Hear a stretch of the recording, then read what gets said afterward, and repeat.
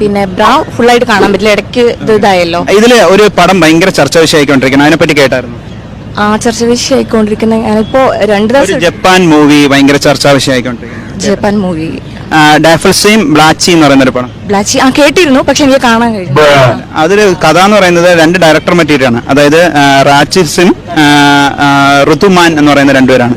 ഇവർ 2 പേരും കൂടെ ചേർന്ന് നടത്തി കുറെ നാളുകൊണ്ട് പരീക്ഷണം നടത്തിയിട്ട് അവരാവശ്യമില്ല ഒരു പടം എടുത്തു വെച്ചതാണ്. പക്ഷെ ഭയങ്കര ഹിറ്റായി. അതിപ്പോൾ ഭയങ്കര ചർച്ചാ വിഷയമാണ്. അപ്പം ജാപ്പനീസിൽ പറയുന്നത് ഹുൽഹാസ് സെബാൻ ഓട്സ് എന്ന് പറയുന്ന ഒരു സാധനമാണ്. അപ്പോൾ അതിനെ പറ്റിയിട്ട് എന്തെങ്കിലും ആരെങ്കിലും ഫ്രണ്ട്സൊക്കെ പറയുന്നത് കേട്ടായിരുന്നു?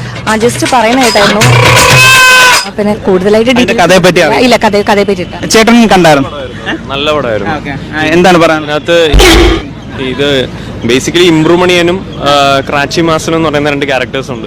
അവർ 2 പേരാണ് ഫുൾ അതിൽ കത്തി നിൽക്കുന്നത്. സെക്കൻഡ് ഹാഫ് കുറച്ച് ഡൗൺ ആവും. പിന്നെ എന്നിട്ട് ഊജാൻ എന്ന് പറയുന്ന ഒരു ക്യാരക്ടർ ഉണ്ടെന്ന് വില്ലനാണ്, പക്ഷെ ലാസ്റ്റിൽ ആക്ടർ അടിക്കുന്നുണ്ട്.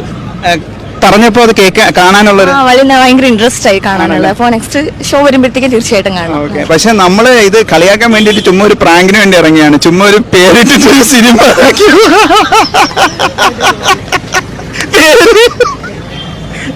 സോറി